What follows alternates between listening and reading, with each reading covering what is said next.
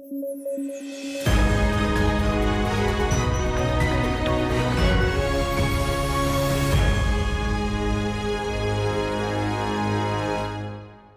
News at 9 programme में आपका स्वागत है। मैं हूं अमृत उपाध्याय। आइए जल्दी से देखते हैं आज की हेडलाइंस क्या हैं। 9 दिसंबर को आयोजित हुई थी संविधान सभा की पहली बैठक। कैबिनेट मिशन की योजना पर बनी थी संविधान सभा। स्थायी अध्यक्ष थे राजेंद्र प्रसाद। मंगल से मिट्टी के सैंपल हुए हासिल। माइक्रोबियल लाइफ का चलेगा पता। रेड प्लैनेट है मंगल ग्रह। और आम आदमी पार्टी बनेगी राष्ट्रीय पार्टी। गुजरात चुनाव ने खोली राह। चुनाव आयोग देता है तमगा। खबरों की शुरुआत करें उससे पहले एक बार फिर दोहरा दूं कि अगर आप इस बुलेटिन को पीडीएफ फॉर्मेट में पढ़ना चाहते हैं तो अमृत उपाध्याय 007 टेलीग्राम चैनल पर जाइए, जहां इसकी पीडीएफ रोजाना मिलती है। आइए खबर शुरू करें। 9 दिसंबर का दिन भारतीय संविधान के इतिहास में एक अहम स्थान रखता है। 9 दिसंबर 1946 के दिन संविधान सभा की पहली बैठक आयोजित हुई थी। गौरतलब है कि भारतीय संविधान का निर्माण एक संविधान सभा द्वारा किया गया था, जिसे अविभाजित भारत में निर्वाचित किया गया था।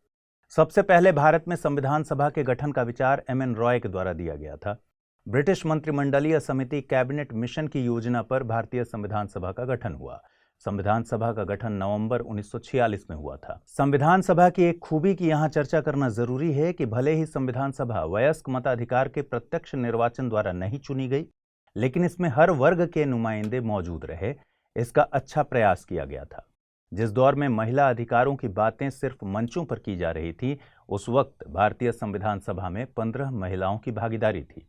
संविधान सभा की संरचना में बदलाव तब आया जब 3 जून 1947 को भारत के बंटवारे के लिए पेश की गई माउंटबेटन योजना को स्वीकार कर लिया गया। वे सभी सदस्य जो पाकिस्तान के क्षेत्र से चुनकर आए थे, संविधान सभा के सदस्य नहीं रहे। इस तरह 26 नवंबर 1949 को संविधान सभा के कुल 284 सदस्य मौजूद थे। इन्होंने ही अंतिम रूप से पारित संविधान पर हस्ताक्षर किए। 24 जनवरी 1950 को संविधान सभा की अंतिम बैठक हुई।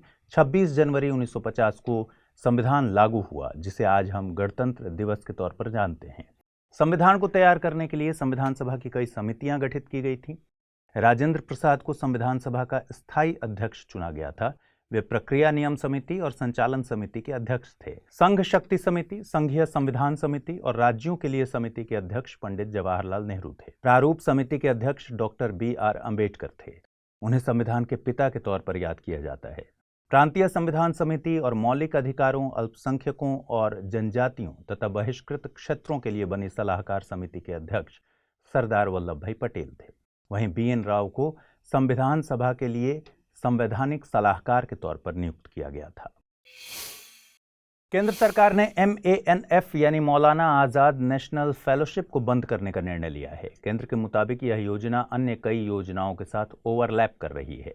MANF अल्पसंख्यक समुदाय के रिसर्च स्कॉलर्स के लिए स्कॉलरशिप योजना थी। इसे UPA सरकार के कार्यकाल में सच्चर कमेटी की सिफारिशों के तहत लागू किया गया था।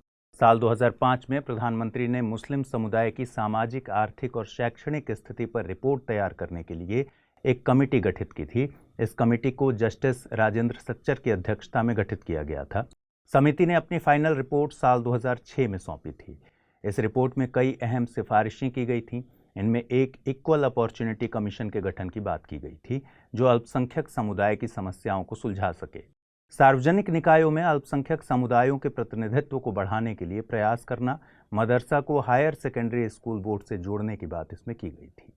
कमेटी ने अल्पसंख्यक समुदायों की विविधता को बनाए रखते हुए उनके समावेशी विकास की सिफारिश की थी। रिपोर्ट के मुताबिक भारत में मुस्लिम समुदाय के कास्ट ऑर्डर के हिसाब से 3 वर्ग हैं: अशरफ, अलिफ और अर्जल। इन तीनों वर्गों के लिए अलग अलग सकारात्मक प्रक्रिया अपनाए जाने की जरूरत है। इस खबर की अहमियत को समझने के लिए साल 2016 में UPSC द्वारा पूछे गए एक सवाल पर गौर करिए। सवाल पूछा गया था, अक्सर खबरों में रहने वाली गाडगिल कमेटी रिपोर्ट और कस्तूरी रंगन कमेटी रिपोर्ट संबंधित है संवैधानिक सुधारों से, गंगा एक्शन प्लान से, नदियों को जोड़ने से या फिर पश्चिमी घाट के संरक्षण से? इसका सही जवाब है विकल्प डी। नासा के परसेवरेंस रोवर ने मंगल ग्रह की सतह से धूल के सैंपल कलेक्ट किए हैं। इन सैंपल्स पर कई इक्विपमेंट के जरिए रिसर्च की जाएगी, जिससे मंगल की प्राचीन माइक्रोबियल लाइफ का अंदाजा लगाया जा सके। ये सैंपल परसेवरेंस की रोबोटिक आर्म ने ड्रिल करके कलेक्ट किए थे। इन सैंपल्स से कई जियोलॉजिकल प्रोसेस के बारे में जानकारी हासिल होगी। साथ ही मंगल पर मिशन भेजने में आने वाली चुनौतियों से भी निपटा जा सकेगा। गौरतलब है कि परसेवरेंस नाम का ये रोवर मंगल की सतह पर 18 फरवरी 2021 को पहुंचा था। रोवर ने लैंडिंग साइट जजेरो क्रेटर में लैंडिंग की। नासा के मुताबिक यहां पहले एक झील थी। इसके बाद रोवर ने मंगल की सतह से एक ऑडियो भेजा। ये पहला मौका था जब किसी मार्स रोवर को माइक्रोफोन के साथ भेजा गया था। आपको बता दें कि पृथ्वी के बाहर सबसे ज्यादा यदि किसी ग्रह का अध्ययन किया गया है तो वो मंगल है। मार्स यानी मंगल का नाम प्राचीन रोमन व्यक्तियों द्वारा युद्ध के देवता के नाम पर रखा गया था। इसका लाल रंग ब्लड के रंग से समानता रखता था। आज भी इसे रेड प्लैनेट के नाम से जानते हैं। इसके लाल रंग के पीछे कारण मंगल पर लौह खनिजों का ऑक्सीडाइज्ड रूप में पाया जाना है। मंगल की मिट्टी यानी रेगोलिथ में ऑक्सीडाइज्ड होकर मिले लौह तत्व जब हवा में उड़ते हैं तो ये ग्रह दूर से लाल रंग का दिखाई पड़ता है। मंगल सूर्य से चौथा सबसे नजदीक ग्रह है। मंगल की संरचना की बात करें तो इसकी कोर सघन है जो कि लौह, निकिल और सल्फर जैसे तत्वों से मिलकर बनी है। इसकी crust iron, magnesium, aluminium, calcium और पोटेशियम जैसे तत्वों से मिलकर बनी है। मंगल पर पाई जाने वाली कुछ विशेष स्थलाकृतियों की बात करें तो वेलास मैरिनेरीज एक बड़ा कैनियन सिस्टम है। इसका आकार पृथ्वी पर पाए जाने वाले ग्रैंड कैनियन से 10 गुना बड़ा है। पूरे सौर मंडल में मंगल पर सबसे बड़ा ज्वालामुखी ऑल्पन्स मॉन्स है। इसकी ऊंचाई माउंट एवरेस्ट से 3 गुनी है। इसके अलावा मंगल के 2 मून यानी 2 चंद्रमा हैं, फोबोस और डिमोस। इनमें से फोबोस बड़ा है और डिमोस छोटा है। मंगल का कोई वलय यानी रिंग नहीं है, लेकिन माना जा रहा है कि 50 मिलियन वर्षों के बाद फोबोस के टूटने पर मंगल के आसपास वलय बन सकते हैं। गुजरात विधानसभा चुनाव के रिजल्ट आने के बाद आम आदमी पार्टी ने राष्ट्रीय पार्टी होने के क्राइटेरिया को पूरा कर लिया है। अब आम आदमी पार्टी चुनाव आयोग से राष्ट्रीय पार्टी का दर्जा हासिल करने की राह पर है।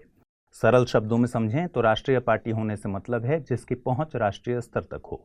इसके उलट क्षत्रिय पार्टी की पहुंच एक राज्य या क्षेत्र तक सीमित होती है। कोई भी पार्टी अपना राष्ट्रीय पार्टी होने का दर्जा खो भी सकती है अगर वह चुनाव आयोग द्वारा निर्धारित क्राइटेरिया को पूरा करने में असफल होती है। चुनाव आयोग ने राष्ट्रीय पार्टी के लिए कुछ शर्तें निर्धारित की हैं। यदि किसी पार्टी को 4 या उससे अधिक राज्यों में क्षत्रिय पार्टी का दर्जा हासिल हो या कोई दल लोकसभा में 2% सीट जीतता है, साथ ही ये सीट्स उसे 3 अलग अलग राज्यों से हासिल होती हैं, या यदि पार्टी लोकसभा अथवा विधानसभा के चुनावों में 4 या अधिक राज्यों में वैध मतों का तकरीबन 6% हासिल करती है। वर्तमान में 8 राजनीतिक दलों को नेशनल पार्टी का दर्जा दिया गया है। इनमें all India Trinamool Congress, Bahujan Samaj party, Bharatiya Janata party, communist party of India, communist party of India Marxist, Indian national Congress और नेशनल कांग्रेस पार्टी शामिल हैं। आइए देखते हैं बुलेटिन पर आधारित क्या सवाल बन सकते हैं। पहला सवाल, खबरों में रही सच्चर कमेटी रिपोर्ट किस अल्पसंख्यक समुदाय से संबंधित है? पारसी, मुस्लिम, जैन या फिर बौद्ध? अगला सवाल, निम्नलिखित कथनों पर विचार कीजिए। संविधान सभा के संवैधानिक सलाहकार BN राव थे। आम आदमी पार्टी को आधिकारिक तौर पर राष्ट्रीय पार्टी का दर्जा दिया गया है। परसेवरेंस रोवर मंगल ग्रह से संबंधित है। नीचे दिए गए कूटों का प्रयोग कर सही उत्तर चुनिए। केवल 1 और 3, केवल 2 और 3 या फिर 1, 2 और 3। आइए जल्दी से देखें पिछले बुलेटिन पर आधारित क्या सवाल मैंने पूछे थे और उनके सही जवाब क्या हैं। प्रश्न था, काली मिट्टी के संबंध में निम्नलिखित कथनों पर विचार कीजिए। काली मिट्टी नमी को लंबे समय तक बनाए रख सकती है। इसमें चूना, लौह, मैग्नीशिया और एल्यूमिना के तत्व कम मात्रा में पाए जाते हैं।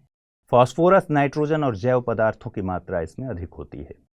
कूट के द्वारा सही उत्तर देना था केवल 1 और 2, 2 और 3 या फिर 1, 2 और 3, और सही जवाब है विकल्प A यानी कथन 1 सही है। दूसरा सवाल था, मेटा द्वारा शुरू किया गया 2 अफ्रीका पर्ल संबंधित है इंटरनेट कनेक्टिविटी से, अफ्रीका में हीरे के खनन से, गरीबी उन्मूलन से या फिर नस्लवाद को खत्म करने से। इसका सही जवाब है विकल्प A यानी इंटरनेट कनेक्टिविटी से। तो आज पूछे गए सवालों का सही जवाब आप जरूर कमेंट बॉक्स में दीजिए। आपको ये प्रोग्राम कैसा लग रहा है ये भी ज़रूर बताइए, और अगर आपको ये प्रोग्राम अच्छा लग रहा है तो अपने दोस्तों के साथ, तैयारी करने वाले मित्रों के साथ इसे शेयर कीजिए। Study IQ IAS Hindi channel को ज़रूर सब्सक्राइब कीजिए। नमस्कार।